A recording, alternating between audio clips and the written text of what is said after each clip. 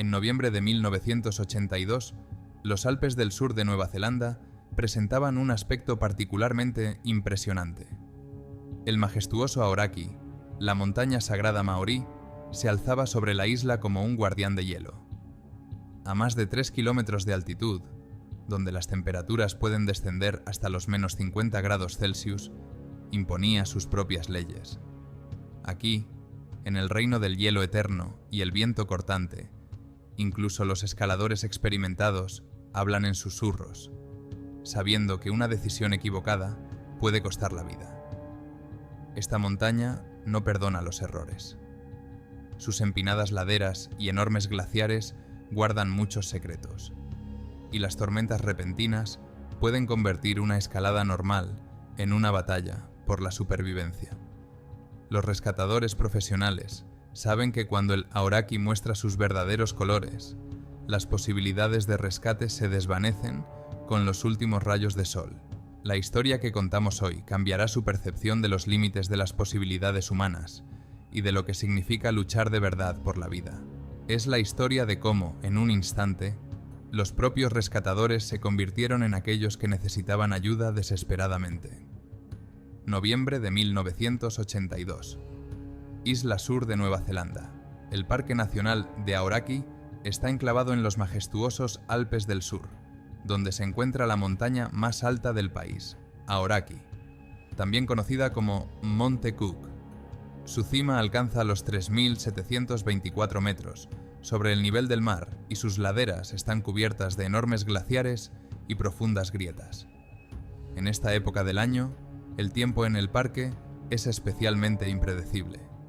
Los fuertes vientos del mar de Tasmania pueden provocar una tormenta en cuestión de horas, convirtiendo los cielos despejados en un caos nevado.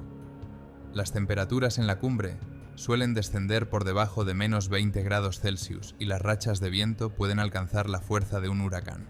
La cresta oriental de la montaña, una de las rutas de escalada más difíciles desde el punto de vista técnico, es conocida por su inclinación y exposición. No hay refugios contra las inclemencias del tiempo. Estas montañas no perdonan los errores. Los rápidos cambios meteorológicos, el peligro de avalanchas y la dificultad del terreno hacen del Aoraki uno de los picos más peligrosos del hemisferio sur. Incluso los alpinistas experimentados lo tratan con especial respeto, eligiendo cuidadosamente el momento adecuado para escalarlo. El equipo de búsqueda y rescate del Parque Nacional ha incorporado a un nuevo miembro a su equipo, Phil Dool, que se une a los escaladores experimentados. Alto y silencioso, contrastaba con su nuevo colega, Mark Inglis, de 23 años. Mark, apasionado de la montaña desde la infancia, llevaba ya varios años trabajando para el servicio de rescate del parque, donde había pasado de escalador novato a rescatador profesional. En su trabajo, la comprensión mutua entre compañeros se convertía a menudo en una cuestión de vida o muerte. Los rescatadores tenían que aterrizar desde helicópteros en pendientes pronunciadas, descender en rappel por acantilados escarpados y trabajar en condiciones meteorológicas extremas.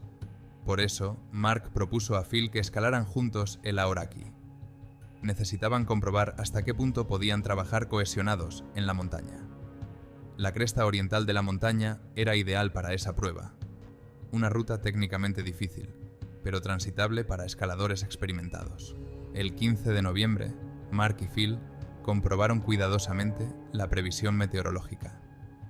Según el servicio meteorológico, no se esperaba que la inminente tormenta llegara a la zona montañosa hasta pasadas 24 horas. Calcularon que era tiempo suficiente para ascender y descender rápidamente. Pensando en la velocidad, optaron por un equipo minimalista. En sus mochilas no llevaban saco de dormir, tienda, radio ni hornillo. De comida solo llevaban una ración seca ligera, una bolsa de bebida concentrada y un par de latas de conservas. El equipo técnico incluía lo esencial: crampones, piolets, cuerdas y mosquetones para los tramos difíciles. En los pies llevaban botas de montaña de plástico con forro interior, equipo estándar para el alpinismo técnico. Su plan era escalar la cresta oriental hasta el pico medio del Aoraki. La ruta requería mucha experiencia, pero con buenas condiciones meteorológicas se podía hacer en un día. Llevaban un mapa y una brújula para la navegación. En el crepúsculo previo al amanecer del 15 de noviembre, Mark y Phil comenzaron su ascenso por la cresta oriental de la Aoraki. La mañana estaba despejada, sin una sola nube en el cielo. A 3.700 metros tenían unas vistas espectaculares de los picos circundantes y de la Gran Meseta, un anfiteatro de glaciares y roca, considerado el centro del alpinismo neozelandés. A media tarde, su avance se había ralentizado debido a las difíciles condiciones del hielo. Al golpear con los piolets, el hielo empezó a partirse y a desprenderse en placas redondas, lo que hizo que la escalada resultara extremadamente insegura y peligrosa. Pronto los escaladores notaron los primeros signos de cambios en el tiempo. La temperatura empezó a bajar y aparecieron nubes oscuras sobre la cumbre. El rugido del viento en los tramos superiores de la ruta se hizo cada vez más fuerte. La tormenta, cuya llegada estaba prevista para dentro de 24 horas, se acercaba rápidamente a la montaña. A medida que la tormenta llegaba al monte Aoraki, la visibilidad se reducía casi a cero. Mark y Phil se encontraron en el epicentro de la feroz tormenta, a más de 3.300 metros de altitud. Soplaban vientos helados y las temperaturas caían rápidamente, muy por debajo del punto de congelación. Con una visibilidad nula y un frío glacial, los alpinistas se dieron cuenta de que corrían un peligro mortal. Intentar descender en esas condiciones equivalía a suicidarse. Las empinadas laderas de la cresta oriental, cubiertas de hielo y nieve, se convertían en un muro inexpugnable en condiciones de tormenta. La única posibilidad de sobrevivir era buscar refugio. Recorriendo la cresta y luchando contra los vientos huracanados, divisaron una pequeña abertura en la pared de hielo, la entrada a una cueva natural. Este minúsculo refugio, más tarde bautizado como Hotel Middle Peak, era una cavidad en el hielo de unos 4 por 5 pies. En la cueva apenas cabían 2 personas, pero incluso este espacio reducido parecía una vía de escape comparado con los furiosos elementos del exterior. Una vez que los escaladores estuvieron dentro, el rugido del viento se hizo más silencioso y su fuerza asesina dejó de atormentar sus cuerpos. Pero se dieron cuenta de que este refugio podía ser tanto su salvación como su muerte.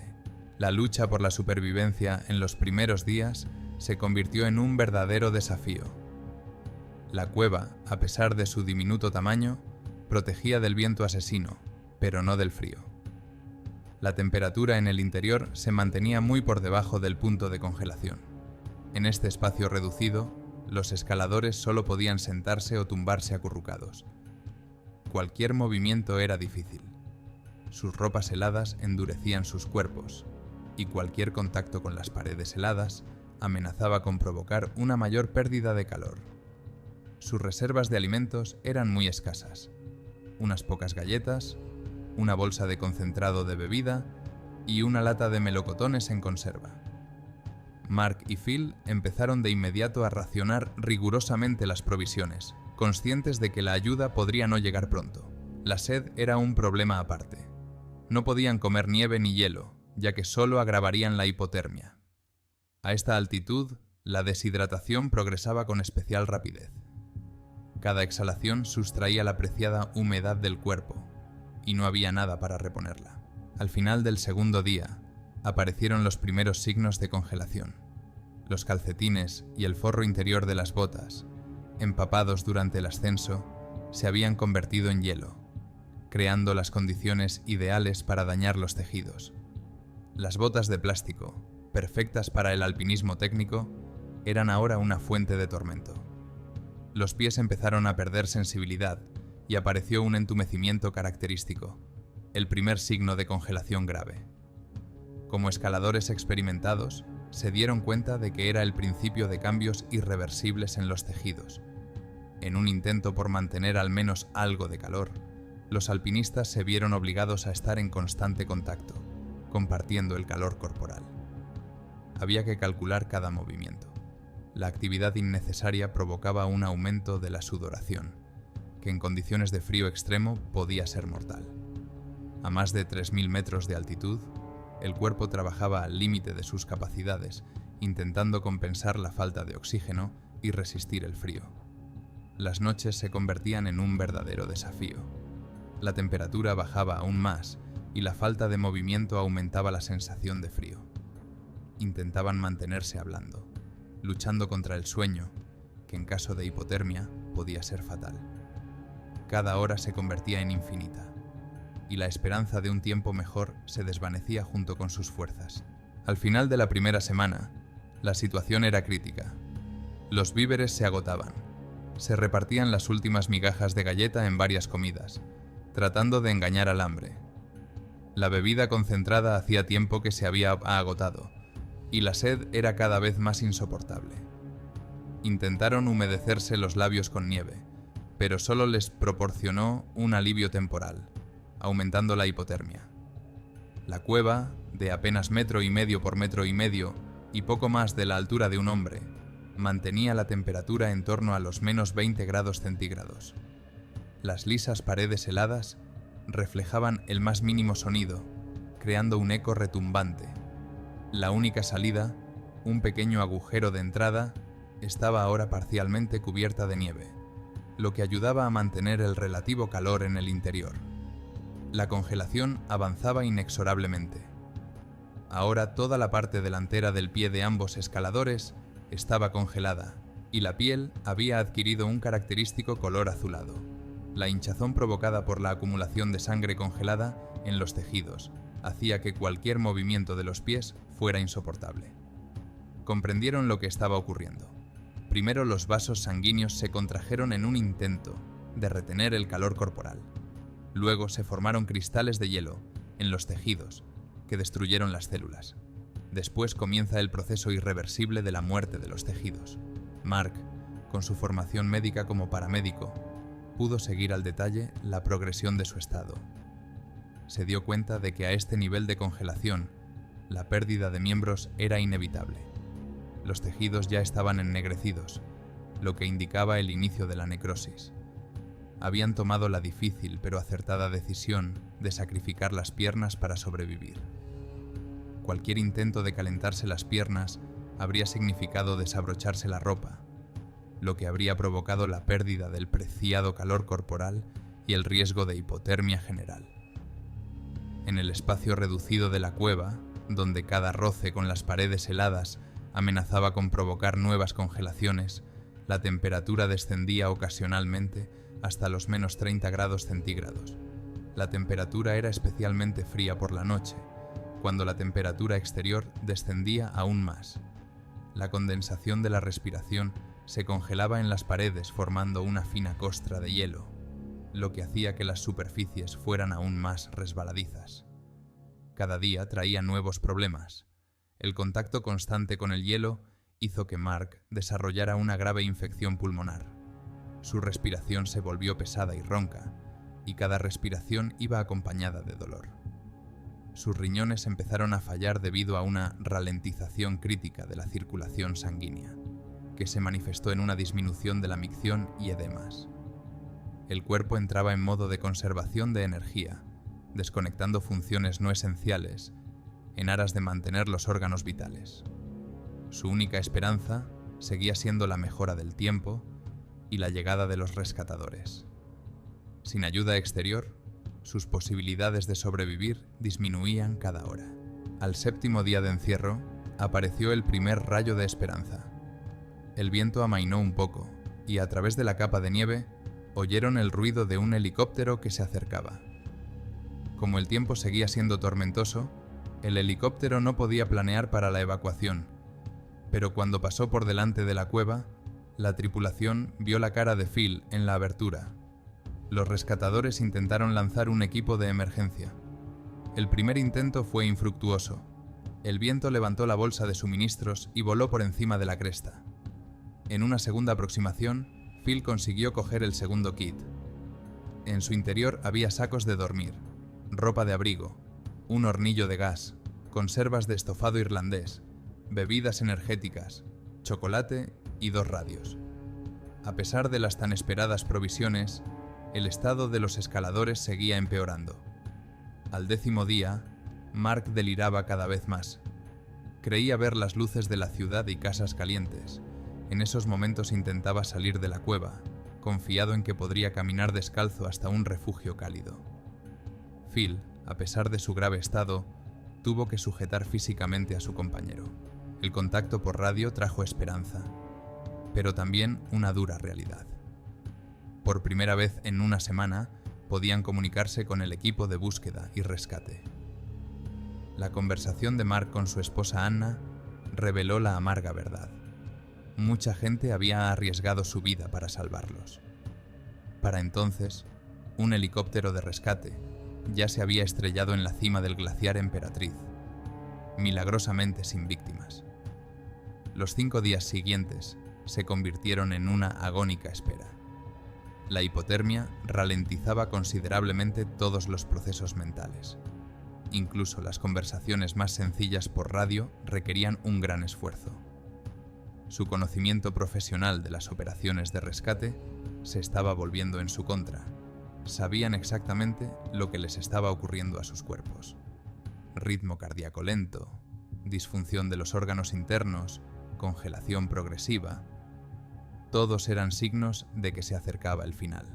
Cada sesión de comunicación por radio traía la esperanza de un rescate rápido, pero una y otra vez el tiempo hacía imposible la evacuación. La mañana del 28 de noviembre de 1982 mejoró el tiempo.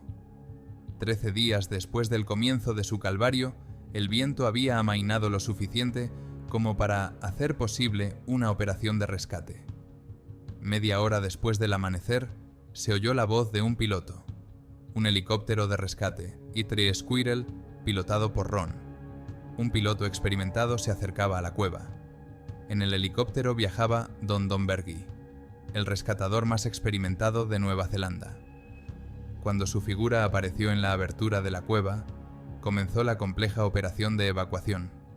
Durante 13 días, el agujero de entrada había quedado parcialmente cubierto de hielo y nieve.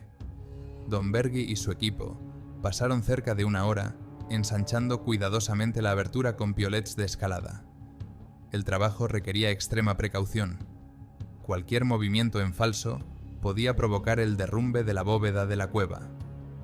Mark, que se encontraba en estado crítico, fue el primero de la fila.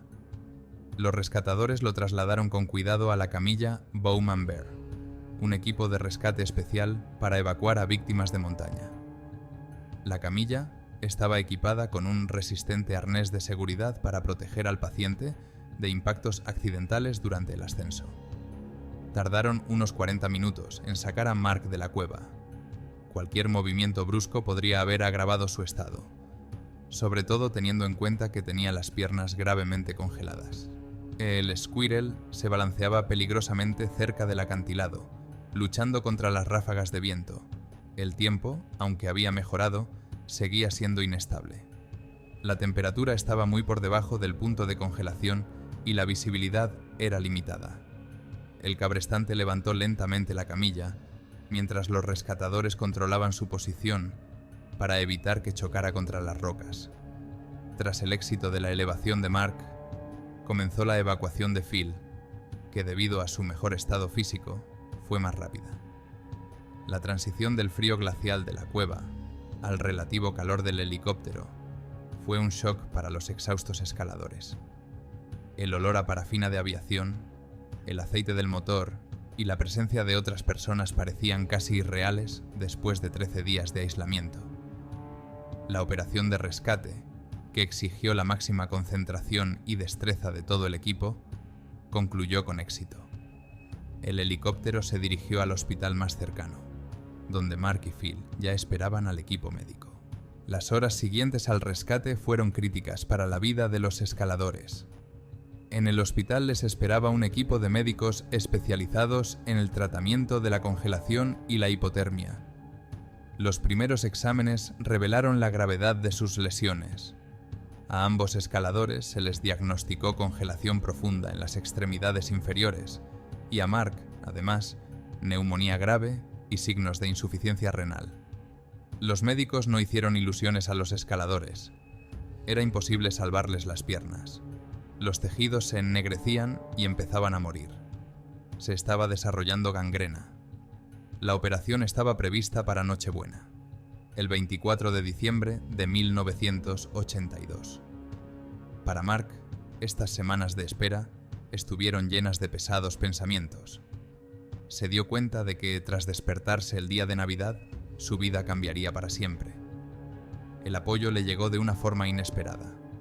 Unos colegas escaladores le visitaron en el hospital, pero no para expresarle su pésame. Le trajeron whisky de contrabando y el día de Año Nuevo incluso organizaron una escapada. Llevaron a Mark en silla de ruedas a dar un paseo por la ciudad con parada en un bar. Su humor contundente y su negativa a dejarse compadecer se convirtieron en el apoyo que Mark necesitaba. Después de que le amputaran las 2 piernas por debajo de la rodilla, empezó el largo camino de la rehabilitación. Pero incluso durante este periodo, Mark nunca renunció a la idea de volver a las montañas. La historia del rescate en el monte Aoraki fue un punto de inflexión en la vida de ambos alpinistas, pero no quebró su espíritu. Tras una larga rehabilitación y adaptación a sus prótesis, Mark y Phil volvieron a llevar una vida activa. Su recuperación fue un ejemplo de increíble fuerza de voluntad y compromiso con la vida. En 2000, Mark Inglis tuvo el notable éxito de ganar una medalla de plata en ciclismo en los Juegos Paralímpicos de Sydney, convirtiéndose en el primer medallista neozelandés de ciclismo en la historia paralímpica. Pero ni siquiera este triunfo fue el límite de su potencial.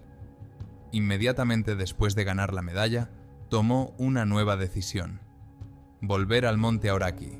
Después de 2 intentos, Mark escaló con éxito el pico que una vez casi le costó la vida. Esta ascensión no fue solo una victoria personal, sino también la prueba de que las limitaciones físicas no son obstáculo para un espíritu fuerte. Sin embargo, ni siquiera este fue el punto final de sus logros. En 2006, 24 años después de la tragedia de la cueva de hielo, Mark Inglis hizo lo que parecía imposible. Se convirtió en la primera persona de la historia con una doble amputación de pierna en conquistar el Everest. Su ascensión al pico más alto del mundo se ha convertido en un símbolo de la indomable voluntad de vivir y de la voluntad de superar cualquier obstáculo. La historia de Mark Inglis y Phil Dole no es solo una historia de supervivencia en condiciones extremas. Es un testimonio de la capacidad del espíritu humano no solo para soportar lo impensable, sino para convertir la tragedia en triunfo. Su viaje desde rescatadores necesitados de salvamento hasta conquistadores de las cumbres más altas del mundo demuestra que no hay obstáculos que no puedan superarse con fuerza de voluntad y la búsqueda de la vida. Dinos, ¿qué habrías hecho tú en su lugar en aquella cueva de hielo? ¿Qué decisiones crees que fueron clave para su supervivencia? ¿Tal vez tengas triunfos propios? Comparte tus ideas en los comentarios. Si te ha gustado esta historia, apoya el vídeo con un me gusta. Ayudará a que más gente conozca este ejemplo único de resistencia humana. Suscríbete al canal, porque cada historia de supervivencia no es solo una historia dramática, sino una lección sobre lo que una persona puede hacer en una situación crítica. Nos vemos en los próximos episodios.